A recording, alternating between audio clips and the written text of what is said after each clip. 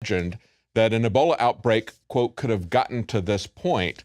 And The Guardian has reported that the Spanish Ebola patient's condition is much worse, and now up to 7 people. Actually, 7 people have been quarantined. They say 4 more people have been put in quarantine in the past day. Said 80 are under observation, including 2 employees at the hair salon where she went for an appointment a week and a half ago. Now, as I reported earlier, she made not 1 trip to the hospital to get turned away, but 3 trips. And unlike Mr. Duncan, her treatment was delayed not for 2 days, but for an entire week. And when they finally diagnosed her as having Ebola, they left her for 8 hours in the emergency room in close proximity to workers as well as to patients. Now, the doctor who finally treated her said the patient was suffering from diarrhea, vomiting, and coughing, and his protective equipment, he said, was ill-fitting at times. The sleeves were too short. He said, leaving his skin exposed, that is a fatal mistake there. Despite being on the front line of treating the nurse, he was not updated when her test results proved positive. He said, I learned of the results from journalists rather than from the relevant authority. So he never was told by the hospital. He only learned of it in the media. Then they also talk about the ambulance. Again, mirroring the kinds of missteps that we saw in Dallas. He said the ambulance that initially brought her from home to the hospital carried 7 other patients after her before it was sterilized. Well, Spain is not just having a hard time controlling the outbreak and spread of Ebola, they're also having a hard time containing the independence movement in Catalonia. But it looks like they've come up with a nuclear option, something that is guaranteed to turn the vote back. They have maintained that the Catalonians, despite having a separate culture, a separate language, and wanting to break away from Spain, there's a very popular independence movement there. They've said they will not be allowed to have a vote, or they will not recognize it unless Spain calls the election. And Spain wants all of Spain, not just the people who want independence, to have a vote. That'd be like saying in the UK that not just Scotland would get the vote, but England and Wales and Northern Ireland would get the vote as well. But now they have come up, I think, with something that is going to swing it in the favor of not going to independence. Catalan clubs are now facing La Liga acts if the region secedes, reports the USA Today. In other words, the football clubs, or as we would call them in the United States, the soccer clubs in Barcelona and Espanyol, would not be allowed to play in the Spanish league. That would be like if we had in the United States a Texas secession movement, a Texas independence movement, and they came back and said, if you vote to secede from the United States, you won't be allowed to have the Cowboys play in the NFL. I think that's their ace in the hole. I think they're going to be able to stop it with that. But it's not just the election in Catalonia that's coming up, of course. The American election is just a couple of weeks away. And we see that the Democrats are running as fast as they can, not just from Obama, but also from Harry Reid.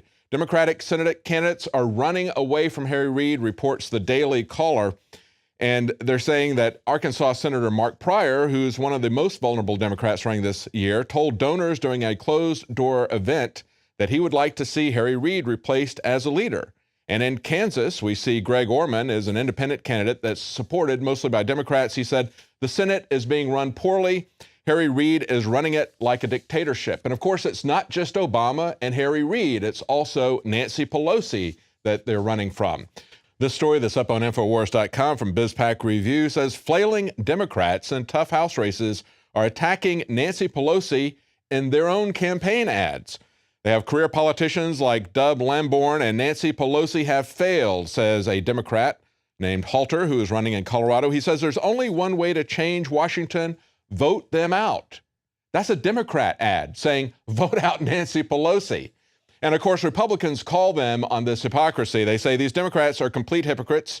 They say unless they're willing to give up the millions in outside spending that Nancy Pelosi is dumping into their races, then the ads are a complete lie. And of course, they want to distance themselves from the people who are clearly understood along with their policies. They want to pretend that they don't have anything to do with these people or their policies, and yet they will continue those policies, as unfortunately will the GOP for the most part.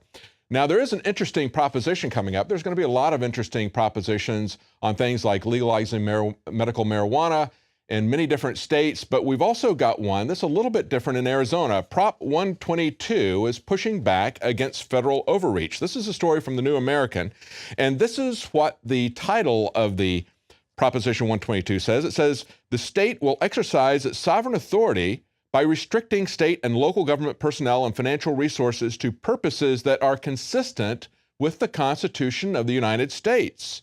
They say a yes vote will have the effect of allowing the state to restrict the state and all local governments from using any personnel or financial resources to enforce, administer, or cooperate with a federal action or program that is not consistent with the Constitution of the United States.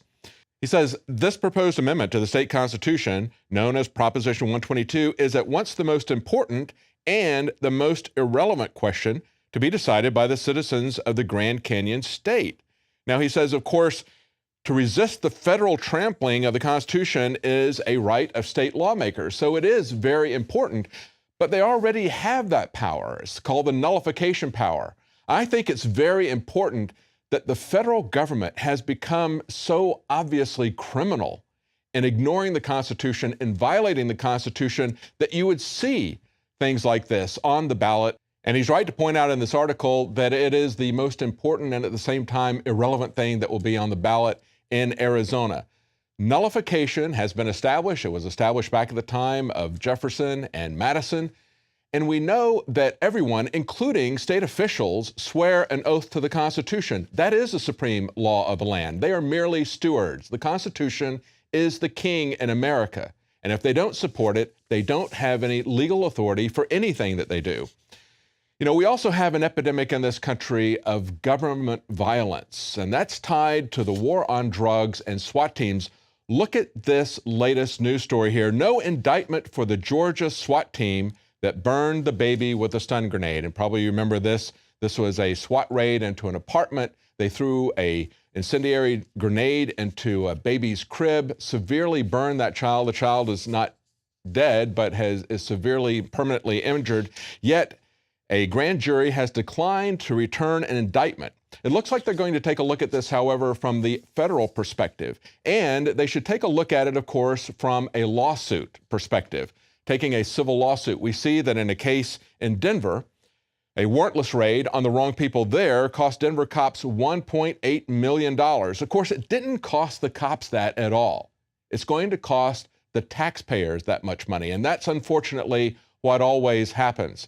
We see that the taxpayers, who are also the ones who are being attacked by this militarized, out-of-control war on drugs, are also the ones who pay for the misdeeds. It never comes out of the budget of the police, and the individuals who are actually doing it are not held individually responsible. In this particular case, in Denver in 2009, cops broke down the door of a house that was used as a drug den and a brothel.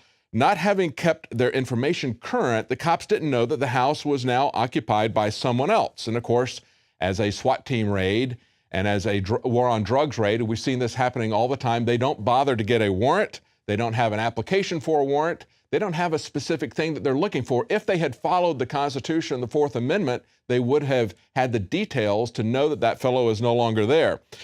As a family attorney later described the scene, the officers rushed inside, roughed up the residents, including shoving a 16-year-old boy's head through a window and dealing out a generous dollop of beatings and body slammings. The officers rushed inside, roughed everybody up, including shoving a 16-year-old boy's head through a window. Now, to cover themselves, they trumped up a bunch of nonsense charges, as we have seen happen over and over again. But essentially, the war on drugs itself is a bunch of trumped up charges against the American people. And just like we need to see state legislators stand up for the Constitution against federal overreach, we especially need to see that in the war on drugs. Well, that's it for tonight's news. If you're watching this on YouTube, please consider subscribing to the Alex Jones channel. And if you're watching it on YouTube, please consider supporting our operation with a subscription to Prison Planet TV. Your paid subscription supports our operation, and it allows you to share it with up to 11 other people at the same time, so you all get the news the night that it happens. Well, join us again tomorrow night at 7 Central, 8 p.m. Eastern.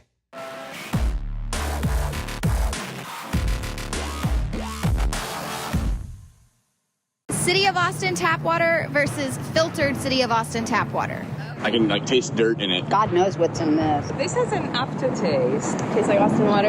Yeah, it does. Ah. These people just sampled City of Austin tap water straight from the faucet. Next, we had them try a sample of tap water filtered through the ProPure G2.0 filtration system. High quality H2O. That one is better. Tastes like nothing. Yep, I know what good water tastes like. It's good water. Most tap water contains added substances like fluoride, chlorine, Monsanto's deadly pesticide, glyphosate, and many others. Studies prove that these substances are linked to an assortment of major health issues, including tooth decay, lowered IQ, and even cancer. It tastes like you're drinking out of the lake when you're drinking tap water. Yeah, it has that processed flavor to it. The ProPure G2.0 filtration system removes these deadly substances and many more, leaving only fresh-tasting, deliciously clean water. Okay, this is very tasty. It's good water. Refreshing. It's good. Go to InfoWarsStore.com today. Use promo code WATER and save 10% off your ProPure purchase. Again, that's InfoWarsStore.com or call 1-888-253-3139.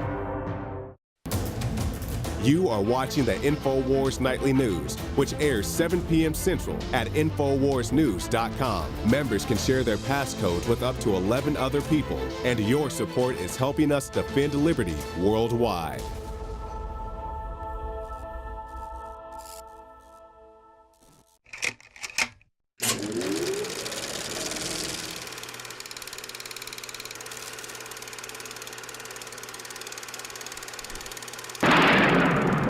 Prepare yourself for a perfectly outrageous motion picture. Howard Beale went up there last night and said what every American feels, that he's tired of all the bull. Sakes, Diana, we're talking about putting a manifestly irresponsible man on national television. 1776 will commence again if you try to take our firearms. There is no America. There is no democracy. There is only IBM and ITT and AT&T. And DuPont, Dow, Union Carbide, and Exxon. Those are the nations of the world today. And you have meddled with the primal forces of nature. And you will atone. Am I getting through to you, Mr. Beale? Why me? It was your own television, dummy. Ladies and gentlemen, the Network News Hour with Howard Beale.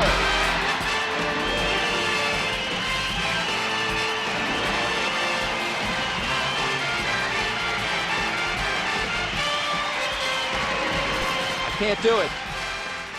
We'll do it live. Okay. We'll do it live. Do it live. I'll write it and we'll do it live. Thing sucks. What the hell's going on? I don't know. He just said he was going to blow his brains out.